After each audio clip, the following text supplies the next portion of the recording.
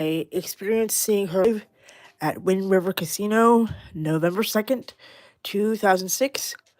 I went with our mom to see her. My dad did this as a late birthday present, which made me so very happy. Lisa played for at least an hour and a half to 2 hours. She looked at us because most of the people were seated towards the back, right? They were all in the back. I wasn't nearly in the back, I was towards the back. But when she was performing, she took breaks in between songs and sets of songs and said to the fans in the back, "You're more than welcome to come up front.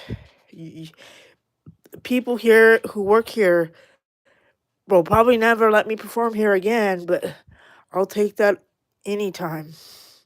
So all of us graciously moved towards the front of the stage when it really picked up. And I had to work my way past the security guard because he was like, "No, you can't go over there. No, you need to stay put. Do not move. Do not do anything. Don't do anything. Don't go anywhere." And so a blonde woman, um, who was slightly intoxicated, took it upon herself to uh, push me towards the stage. Now, I was the last person to go towards the stage, so I wasn't able to physically touch Lisa. But I tried, and it didn't work. And the lady that pushed me towards the stage got really upset, skinned everybody's ankles in the process because she was mad. I took the loss and went home and had just absorbed all of that because I literally sat there and almost cried when she hit that stage.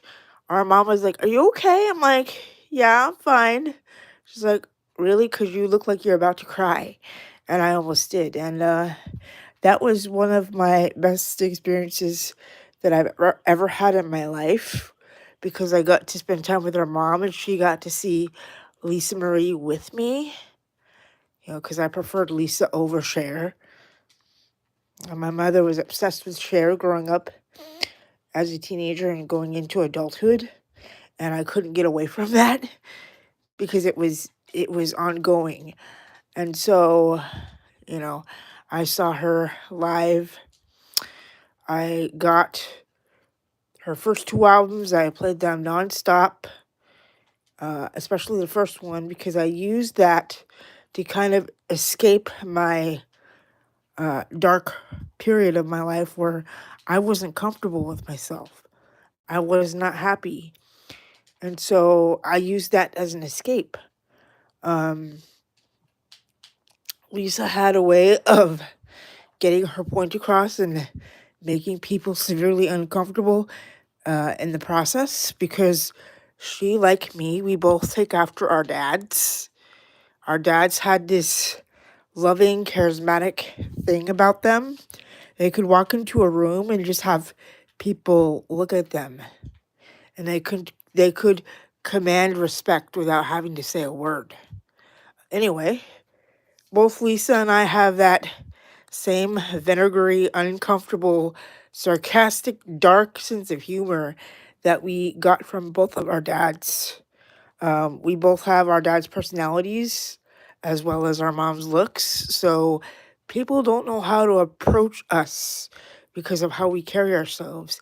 And I found that very comforting. I It was just very comforting to me how she carried herself because she was one of those people that s- shot straight from the hip and said what she needed to say, and sometimes she made her mom uncomfortable by doing that, and I that's what I loved about her.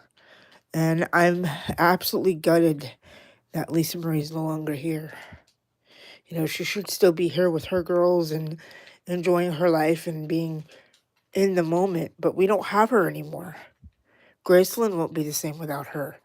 And for all the people saying, well, da da da da, bringing up her personal life, how would you feel about being the daughter of the most famous pop star of the 50s and 60s and then having your dad die when you're 9, and your mother just kind of trying to keep you sheltered. But as you're grieving the loss of your father, you're trying to navigate through that painful period and go through puberty.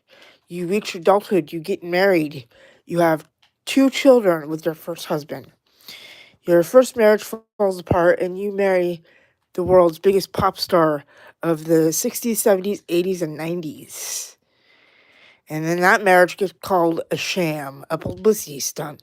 You then have to come out and say publicly, a year after he dies, that it was not a sham, it was not a publicity stunt, it was real.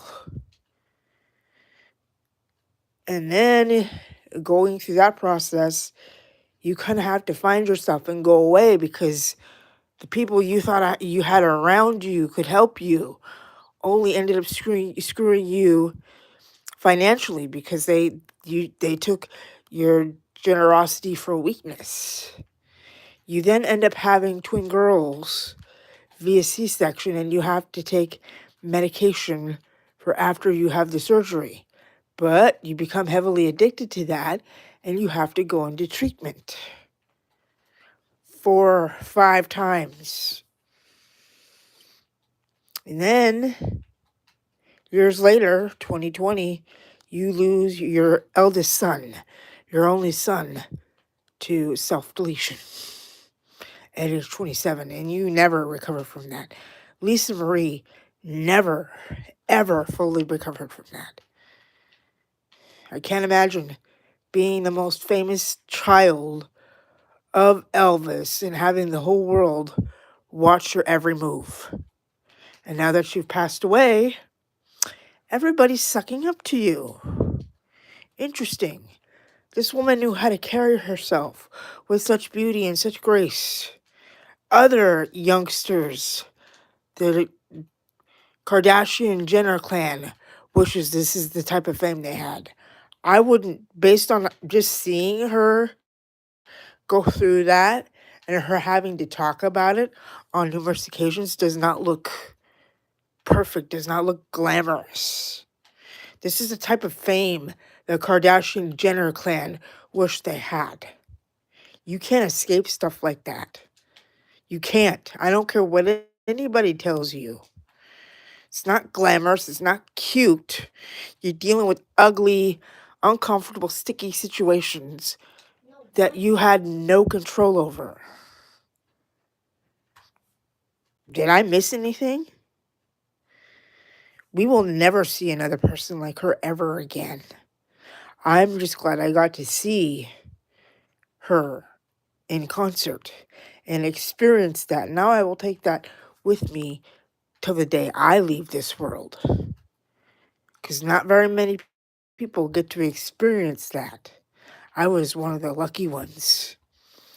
Um, now that I've discussed Miss Lisa Marie, I'm going to discuss how I feel about the situation involving Jason David Frank's 3 children, Sky, Hunter, Jacob, along with Jenna. Now, Jenna was left as a trustee. I take it there's no will, which means Jacob, Hunter, and Sky can come forward and step forward and say, hey, we are his other children. We deserve to have some memorabilia, some, other assets. But to me, Sky said, it's not about the money. It's not about the memorabilia, not about the assets. It's the fact that we, his 3 other children from his first marriage, did not get to say goodbye to our father. Sky was there, but her brothers were not, for whatever reason. I just find it disgusting how Miss Jenna decided to go on a comment section yesterday evening and leave a comment that says, ha, there's nothing anybody can do about it. You better make sure your dad had a will. Because if your daddy didn't have a will, guess what? Sky, Hunter, Jacob can step forward in court and contest you. You are a trustee. If your father did not have a will, you're screwed. Literally screwed. So you can miss me with that laughing emoji. You do not realize nor understand that you are being manipulated by your own mother, by your own mom. You realize that your daddy wanted to keep you safe from people out here that can take advantage of you in this industry. I don't care if it's acting. I don't care if it's stage. I don't care if it's music. There's people out here that will physically, emotionally, and mentally take advantage of you and leave you hanging. Take all of the hard-earned money you earn and leave you with nothing. So you can laugh all you want because guess what? You want to go into the industry of music, regardless of what genre of music you want to do, if it's hip hop, if it's country, if it's pop, if it's R&B, if it's metal, death metal, whatever genre you decide you want to do, you better make sure it's something you want. Because there's some nasty stuff going on behind the scenes. Go look at P. Diddy. See what his story is all about because he was known for leaving his artists with no money to spend of their own. He took all of their money and left them nothing. Make sure that this is something you want to do. Make sure you have the freedom to do what you want to do if this is the genre of music you want to take on. Because there's some nasty stuff that goes on behind the scenes. Go watch Jaguar Wright's videos where she outs people for being fake. What goes on behind the scenes, it's not all glamour. It's not about being pretty and looking like a Barbie doll, honey. Your half sister Sky don't dress the way you do, girl. She got more class and dignity than you do. Make sure this is something you want to do because it don't look good. It's not glamorous. It's not cute. Just make sure it's something you want to do because it's nasty. People selling their souls and their physical appearance changes.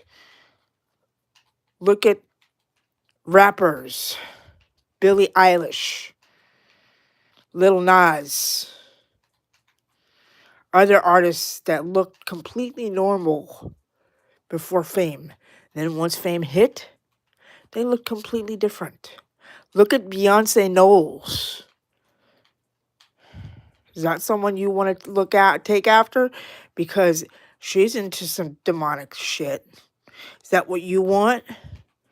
Because if that's what you want, guess what? You're going to have to give some shit up. You won't ever be the same again. They're going to use you. They're going to use your body, and then throw you off to the side like you're nothing. So make sure this is what you want. All right? Don't believe me? Go search YouTube, look up Jaguar Wright, and see what she has to say about the industry. Because it's nasty. All right? Good day.